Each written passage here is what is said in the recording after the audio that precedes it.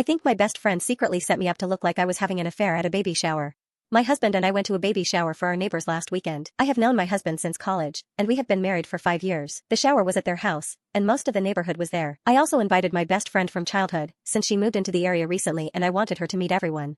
The shower went as expected. I saw people I knew and chatted. I met some other people who live nearby whom I had not met before. My friend seemed to get along well with everyone. She and I reminisced about old times for a bit, but I made sure to introduce her to the other neighbors. Everyone seemed to have a good time. The parents-to-be seemed happy and excited.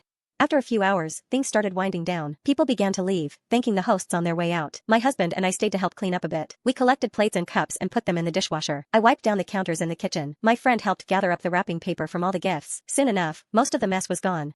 The afternoon was fairly typical. We played games, ate finger foods, and watched the expectant parents open gifts. The dad-to-be was in charge of drinks, refilling everyone's cups and making sure everyone was comfortable. He looked harried. I offered to help him out so he could relax. He gratefully accepted. I started circulating with a pitcher of lemonade, asking people if they needed refills. My best friend, who I will call Sarah, was unusually quiet during the shower. Usually, she is the life of the party, making jokes and engaging everyone in conversation. But she mostly stuck to my side, which I thought was sweet because she had been feeling insecure about making new friends. I appreciated her wanting to stick with me. I figured she would open up once the party got going. People were arriving, and the music was playing. I was busy making sure everyone had a drink and something to eat. My main focus was keeping things moving so everyone had a good time. I introduced Sarah to a few people, but she did not seem interested in mingling. I knew she could be shy sometimes, so I did not push it. I just wanted her to feel comfortable and enjoy herself. Later, the neighbor came over to congratulate us. He and his wife were expecting their first child. I knew they had been trying for a while, so I was happy for them. We invited them to stay and join the celebration. My neighbor seemed hesitant at first, but his wife was excited to be included. I could tell he was a little anxious, but I thought he was just nervous about becoming a parent. At one point, I was refilling the neighbor's glass. He was standing near the patio door, looking stressed. I chatted with him briefly, mostly about how excited he and his wife must be. I patted him on the arm reassuringly when he admitted to feeling overwhelmed. "You'll be great parents," I said. "Don't worry so much." That's when things got weird. Later that evening, after the shower was over and we were back at home, my husband brought up something that Sarah had told him. He seemed upset. He asked me if there was anything going on between me and our neighbor. I was shocked. I asked him what he meant. I asked my husband to explain exactly what Sarah said she saw. He repeated Sarah's statement that I had touched the neighbor's arm in a way that suggested something more than friendship. He also said Sarah claimed that I was laughing and smiling at the neighbor a lot, and that the neighbor seemed to be returning the attention. I told my husband that I remembered touching the neighbor's arm briefly, when I was showing him how to adjust the water temperature. I have to admit that I was laughing with him. The neighbor made a joke about the situation, and I thought it was funny. I told my husband that Sarah must have misinterpreted the situation and that it was completely innocent.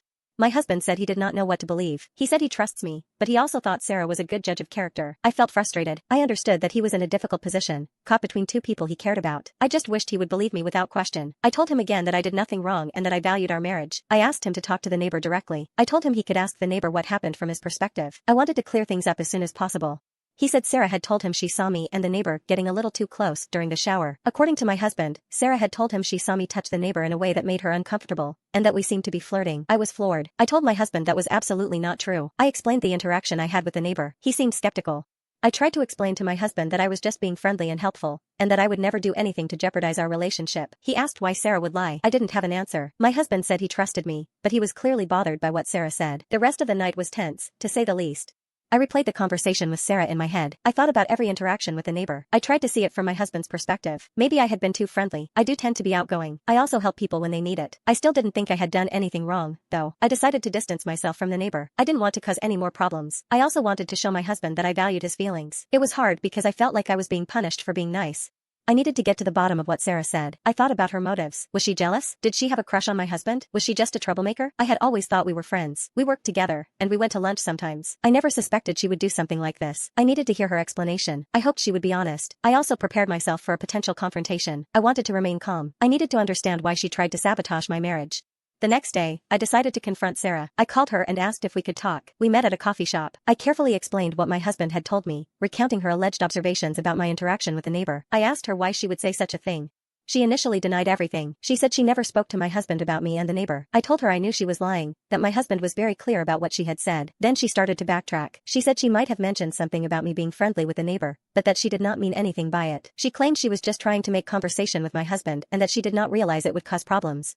I told her I found it hard to believe that she was simply trying to be helpful. I explained that her comments had created a wedge between my husband and me. He started acting differently toward me after their conversation. I pointed out that if she truly cared about my well-being, she would have talked to me directly instead of going behind my back to my husband. Her explanation did not make sense. It seemed like she was intentionally trying to cause trouble.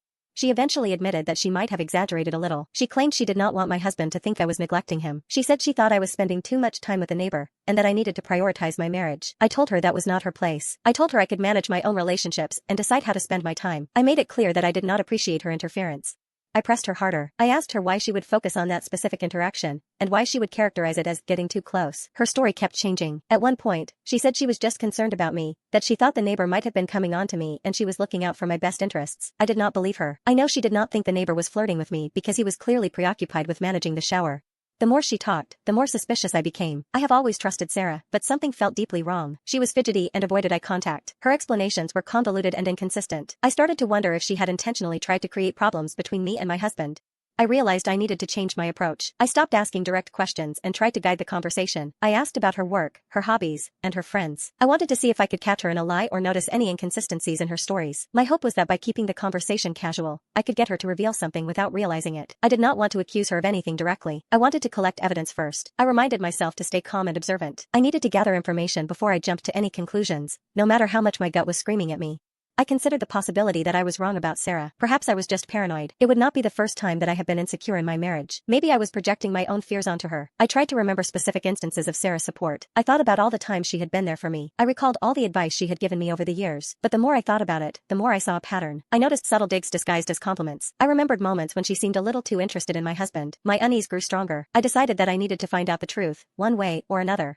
I tried to think of any reason why Sarah would do this. She has always been supportive of my relationship. She was even in our wedding. But I also know that Sarah has always been somewhat competitive. She has always wanted what I have, or at least, she has always wanted to be seen as successful as me. A few months ago, Sarah got out of a long-term relationship. She has been noticeably unhappy since then. I have tried to be there for her, offering support and encouragement. But I also know that she has been struggling with feelings of jealousy and inadequacy. Could she be trying to sabotage my relationship out of spite? It is a horrible thought, but I cannot shake it. The more I think about it, the more it seems to make sense. Sarah saw an opportunity to stir up trouble, to create drama in my life. She knew that my husband would be concerned if he thought I was being inappropriate with another man. She knew that it would cause tension and conflict between us. I still do not know for sure why Sarah did what she did, but I do know that I cannot trust her the way I used to. Her actions have damaged our friendship, possibly irreparably. I told her that I needed some space, that I could not be around her until I figured out what was going on. She seemed upset, but she did not try to stop me.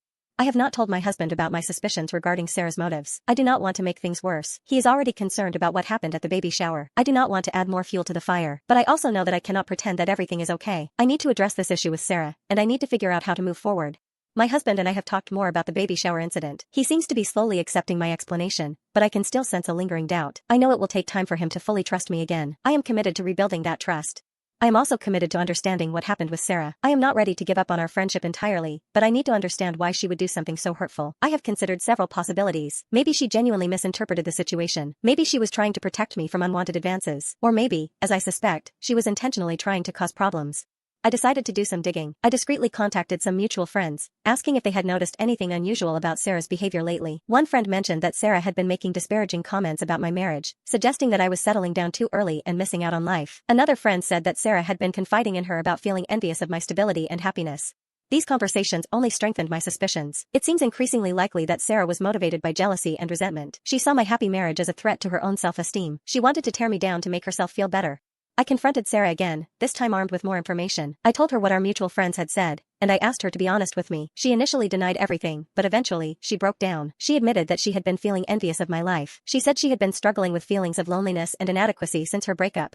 She confessed that she had exaggerated the interaction between me and the neighbor. She said she had not intended to cause so much trouble, but that she had gotten carried away. She apologized profusely, begging for my forgiveness.